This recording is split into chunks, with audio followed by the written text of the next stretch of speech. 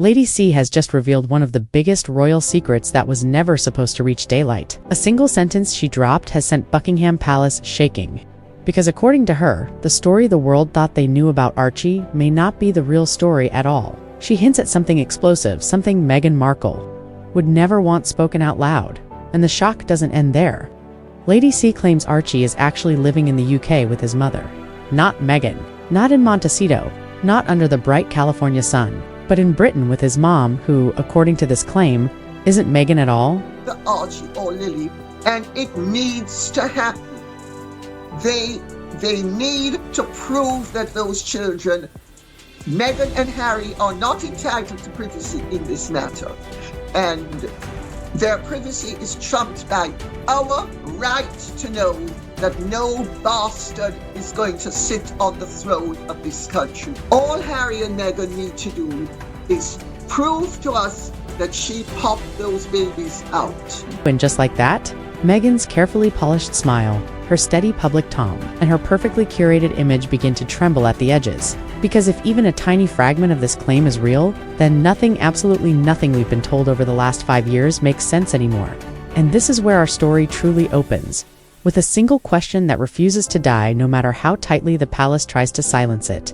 Where is Archie actually living? And why is this the one subject that seems to make Meghan panic in a way she never does with anything else? Now, step into the core of this unfolding expose. Some stories fade like smoke. Others grow stronger every time someone tries to bury them.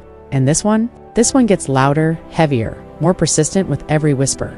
Because according to quiet voices far away from flashing cameras and polished PR statements, Archie may not be living in America at all. Instead, the whispers insist he is growing up quietly in the United Kingdom, inside a normal British home, with a woman described not as a nanny, not as a caretaker, but as his mother. This chapter isn't asking you to take sides or believe conspiracies. It simply invites you into the mystery.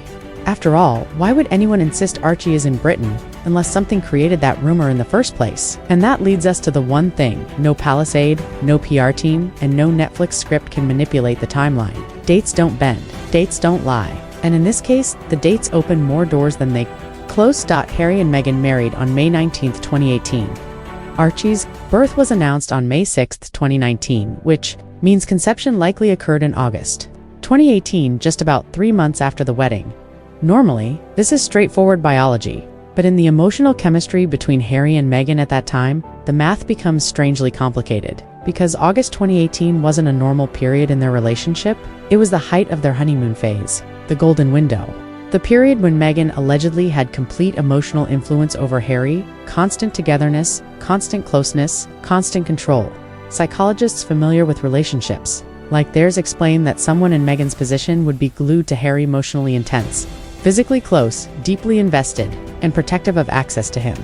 So here's the question: if Meghan and Harry were inseparable during that period, how could another woman possibly fit into that timeline?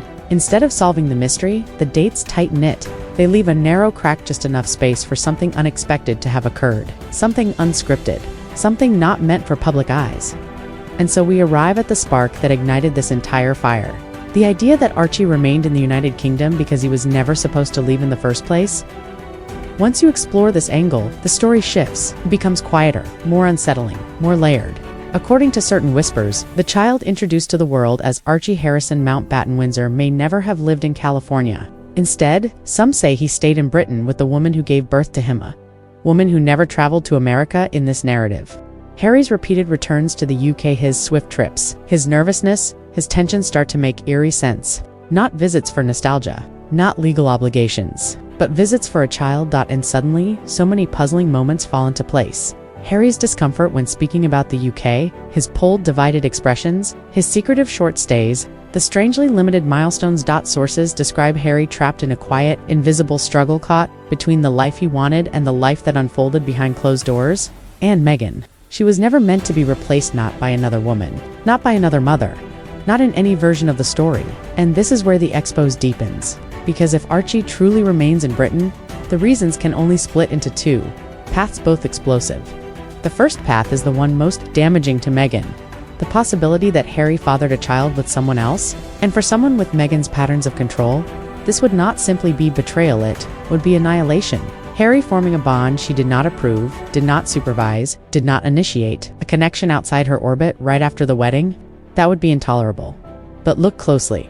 Meghan did not leave. She did not reveal anything. She stayed. And if this scenario were real, her staying would not revolve around love. It would revolve around power, because knowing such a secret gives leverage that lasts a lifetime.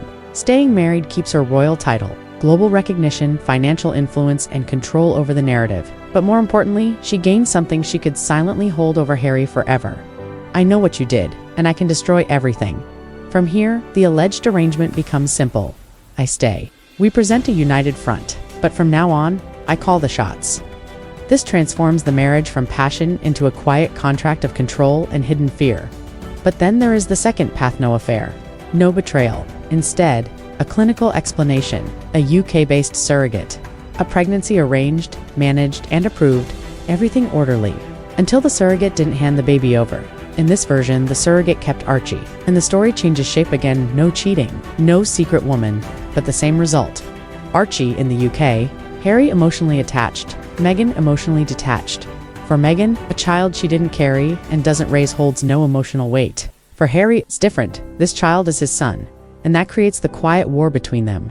Harry wanting connection, Meghan wanting domination, every visit becoming a negotiation, every UK trip becoming a reminder of her control, and in both scenarios, affair or surrogate, the outcome remains identical. Archie stays in Britain. Harry travels to him. Meghan controls the optics. This leads us into the strangest corner of the story: the images. Because if Archie lives in the UK, then every picture and video released of a child in California must be manufactured, staged, or substituted according to behind-the-scenes whispers. There are three possibilities. 1. A child actor used for limited camera moments. 2. A friend's child shown briefly from angles that hide details. 3. Digital photo editing photos Harry takes in the UK inserted into American settings. Whichever explanation you follow, the logic remains the same. If the real Archie is not in California, then every American appearance becomes an illusion. This is where the world starts to tilt, because nothing has ever truly added up. The dates, the secrecy, the staged feeling photos, the strategic UK trips. Story doesn't survive this long unless too many pieces don't align.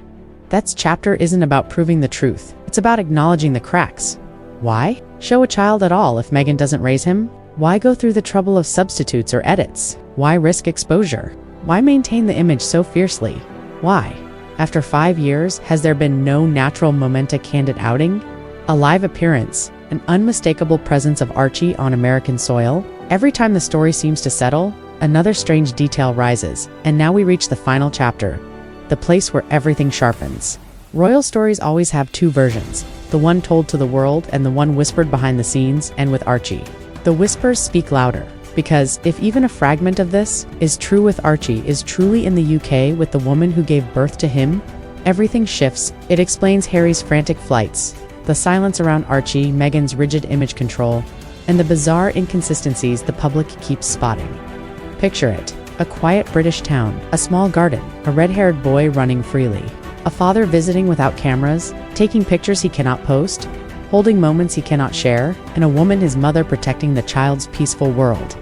Meanwhile, across the ocean, Meghan builds her empire, a life where a distant child neither benefits her image nor strengthens her narrative. Two realities, one secret tying them together, 1,000 unanswered questions. Somewhere between these two worlds lies the truth about Archie, never confirmed, never denied, always lingering in the shadows, because secrets like this don't stay buried forever. They echo, they slip through cracks, they haunt interviews, they survive every attempt to silence them, and eventually, whether by mistake or by bravery, the truth steps into the light. Until that day, the world is left circling the same unsettling question: where is Archie, and why has no one given a real answer?